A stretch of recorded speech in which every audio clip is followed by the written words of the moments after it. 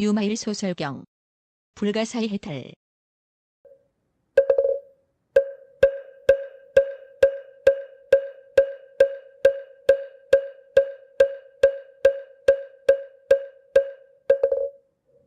진리의 법을 버리지 않으면서도 세속의 일상생활을 나타내는 것이 좌선이며, 마음이 안으로 닫혀 있어서 고요함만을 탐닉하지 않고 밖을 향하지 않는 것이 좌선입니다. 온갖 견해에도 요동하지 않으면서도 37도 품을 닦는 것이 좌선이며, 번뇌를 끊지 않고서도 열반에 드는 것이 좌선입니다. 만약 이같이 앉을 수 있는 자라면 부처님께서는 인가하실 것입니다. 세존이시여, 그때 저는 이러한 말을 듣고서도 말문이 막혀 대답할 수가 없었습니다. 그러므로 제가 그에게 찾아가 문병하는 것을 감당할 수 없습니다. 부처님께서는 대목걸련에게 말씀하셨다. 그대가 유마희를 찾아가서 문병을 하라. 목련은 부처님께 말씀드렸다. 세존이시여, 그에게 찾아가 문병하는 일을 저도 감당할 수 없습니다. 왜냐하면 생각해보니 저도 비아리 대성으로 들어가 거리에서 많은 거사들을 위해 법을 설하고 있었는데, 그때 유마일이 다시 와서 저에게 말했습니다.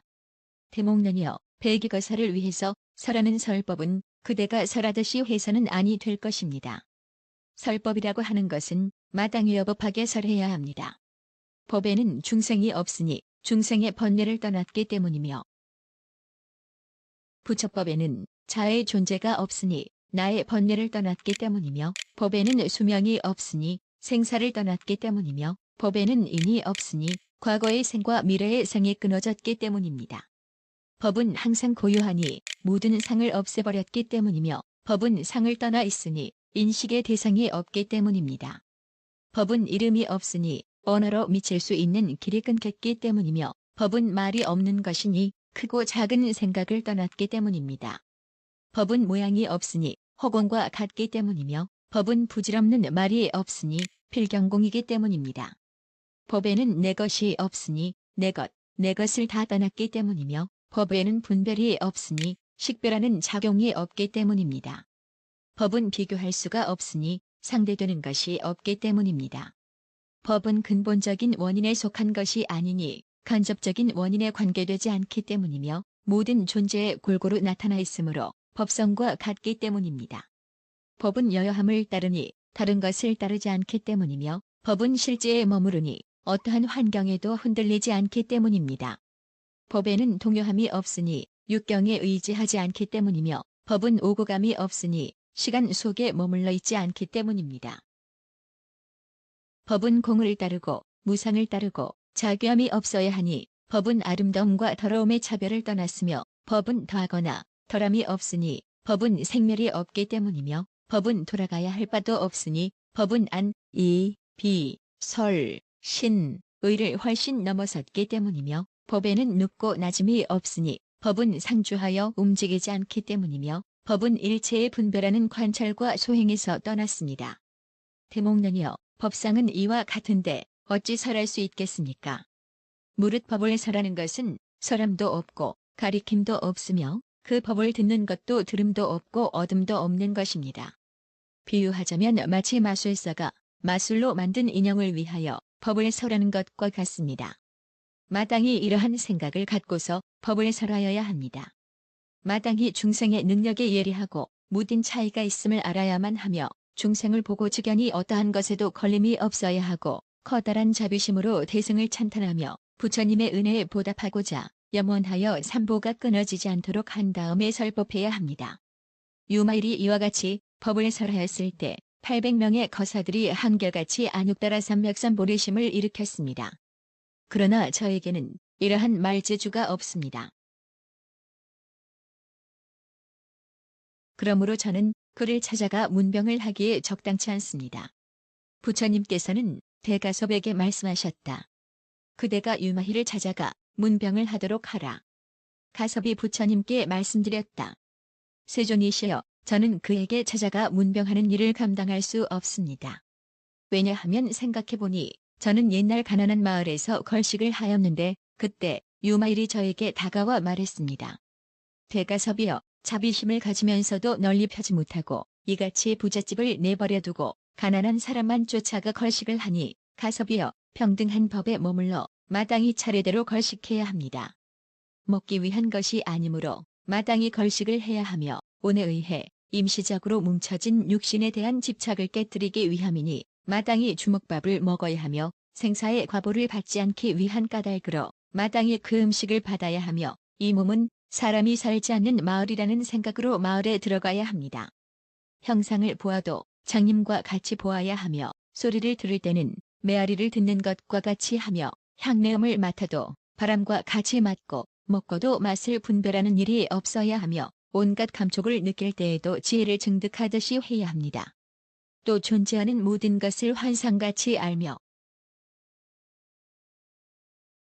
법에는 자성과 타성도 없으므로 그 자체로는 생기지 않으므로 지금도 멸하는 일이 없습니다.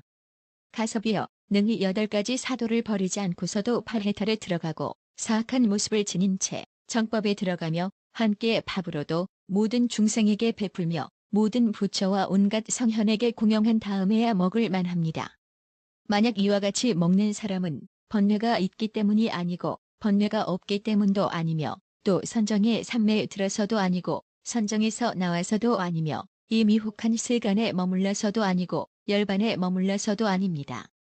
그 보시하는 사람에게는 큰 복도 없고 작은 복도 없으며 이익이 되는 것도 아니고 손해가 되는 것도 아니니 이같이 하는 것이야말로 바르게 불도에 들어가는 것이며 성문의 길에 의지한 것이 아니라고 할 수 있습니다. 가섭이여 이같이 먹는다면 남의 보시를 헛되이 먹었다고 하지 않습니다. 세존이시여 그때 저는 이같이 서라는 말을 듣고서 일찍이 들어본 적이 없는 말이라 생각하고는 모든 보살들에 대해서 깊이 공경하는 마음이 일어났으며 또 이렇게 생각하였습니다. 제가에 있으면서 변제와 지혜가 이럴 수가 있는데 그 누가 이를 듣고서 안욕따라 삼맥산 보리심을 일으키지 않겠는가. 저는 이때부터 다시는 성문, 벽지불의 수행을 권하지 않았습니다. 그러므로 그를 찾아가 문병을 하기에 적당치 않습니다. 부처님께서는 수보리에게 말씀하셨다. 그대가 유마희를 찾아가 문병을 하도록 하라. 그리하여 최후의 단계에 이르면 수보리도 부처님께 말씀드렸다. 세존이시여 저도 그를 찾아가 문병하는 것을 감당할 수 없습니다. 왜냐하면 생각해보니 저는 옛날 그의 집에 들어가 걸식하였는데 그때 유마일은 저의 바루를 들고 밥을 가득 채워주고 저에게 말하였습니다. 수보리여 만약 먹는 것에서 평등할 수가 있으면 모든 법에서도 평등할 수가 있습니다. 모든 법에서 평등할 수가 있으면 먹는 것에도 평등합니다. 이같이 걸식을 하고 다닐 수가 있으면 주어진 것을 먹어도 될 것입니다. 수보리여 만약 탐욕과 성냄과 어리석음을 끊어버리지 않고서도 그것들과 함께 하는 것도 아니며 내 몸이라는 생각을 버리지 않고서도 일상을 따를 수가 있으며 어리석음과 탐욕을 없애버리지 않고서도 지혜와 해탈을 일으킨다면 오역죄를 범하는 모습으로도 해탈을 얻고 해탈된 것도 결박된 것도 아니면 사성죄를 보는 것도 아니면서도 사성죄를 보지 않는 것도 아니라면 범부도 아니면서도 범부의 법을 떠난 것도 아니라면 성인도 아니면서 성인 아닌 것도 아니라면 비록 일제법을 성취했으면서도 제법의 상에서 떠났다면 먹어도 될 것입니다.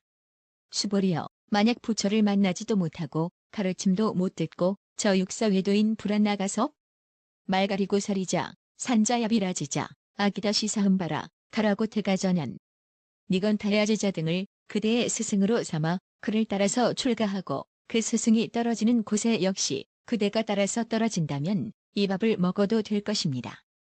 수보리여 그대가 만일 온갖 사견을 받아들여서 피안에 이르지 못하고 판란에 머물면서 장애가 없는 경계를 얻지 못하며 번뇌와 함께 있으면서 청정한 법을 떠나고 그대가 무쟁삼매를 얻으면서도 모든 중생도 역시 그러한 삼매를 얻는다면 그대에게 보시하는 자에게 그대가 복전이 되지 않는다면 그대에게 공양을 올리는 자가 사막도에 떨어져 많은 악마와 더불어 손을 잡아 온갖 번뇌의 벗이 되고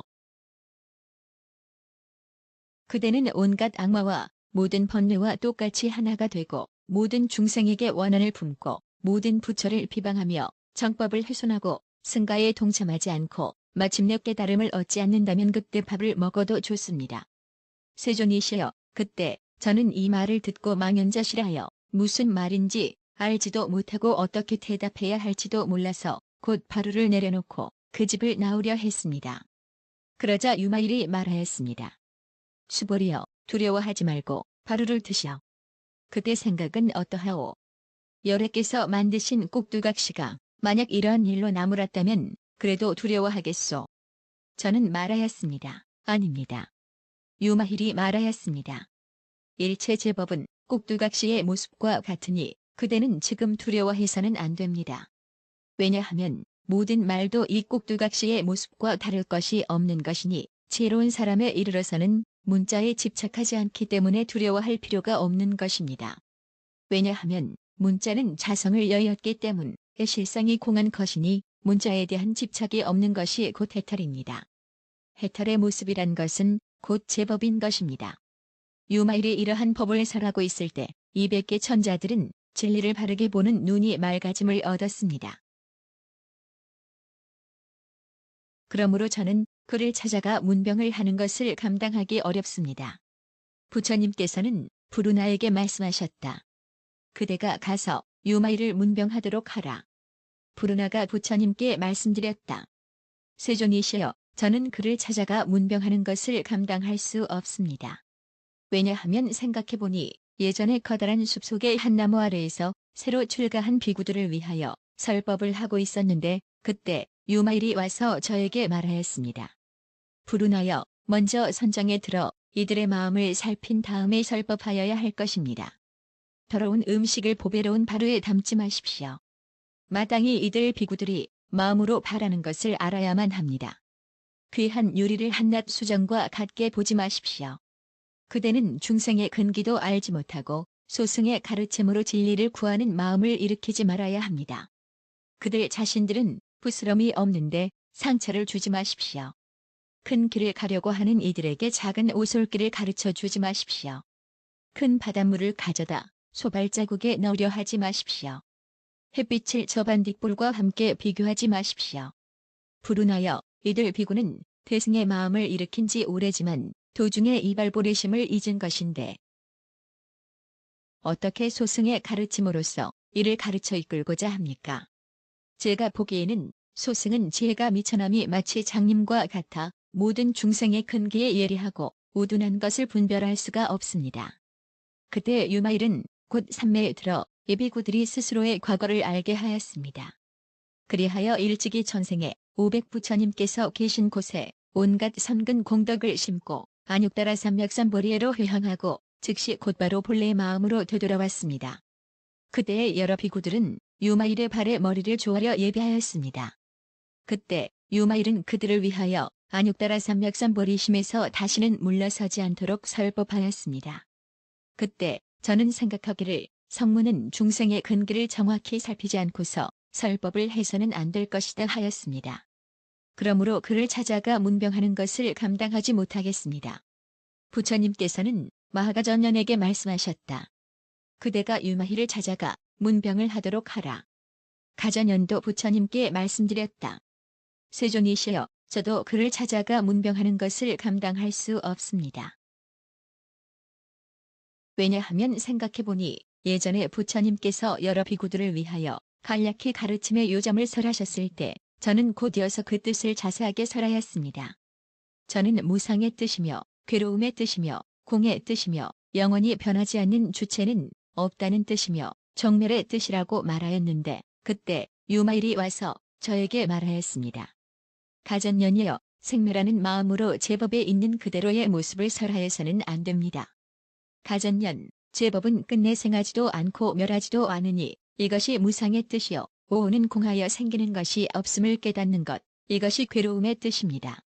제법이 구경에 가서도 존재하지 않으니 이것이 공의 뜻이며 아와 무아에 있어서 둘이 아닌 것, 이것이 무아의 뜻이며 존재하는 법은 본래 생기는 것이 아니므로 지금 곧 멸하는 일이 없으니 이것이 정멸의 뜻입니다. 이러한 법을 들었을 때 여러 비구들이 마음속 깊이 해탈을 얻었습니다. 그러므로 제가 그를 찾아가 문병하는 것을 감당할 수 없습니다. 부처님께서는 아나율에게 말씀하셨다. 그대가 유마희를 찾아가 문병을 하라. 아나율도 부처님께 말씀드렸다. 세존이시여, 저는 그를 찾아가 문병하는 것을 감당할 수 없습니다. 왜냐하면 생각해보니 예전에 제가 어느 곳을 경영하였는데 그때 엄정이라는 범왕이 일만을 헤아리는 범천과 함께 밝은 빛을 발하면서 제가 있는 곳으로 왔습니다. 그들은 저의 발에 머리를 대고 예배한 다음 저에게 물었습니다. 아나유리여, 그대는 천한제일이라는데 어느 정도까지 볼 수가 있습니까? 저는 곧 대답하였습니다. 대범천이여, 저는 이석가모니 부처님의 불국토를 포함한 삼천대천 세계를 손바닥에 있는 안마르게 열매를 보듯이 봅니다.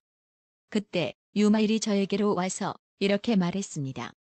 아나유리여, 천안으로 보는 것은 작용입니까? 무작용입니까? 만약 작용일 것 같으면 그때 그것은 외도들의 우통과 같을 것이고, 만약 무작용이라면 무의인이 본다는 것은 아닐 것입니다. 세존이시여, 저는 그때 말문이 막혀 아무런 말도 하지 못하였습니다. 범첨들은 이 말을 듣고 일찍이 들어보지 못한 말이라 하고 유마일에게 예배하고는 물었습니다. 이 세상에서 누가 참다운 천안을 가지고 있습니까? 유마일은 대답하였습니다.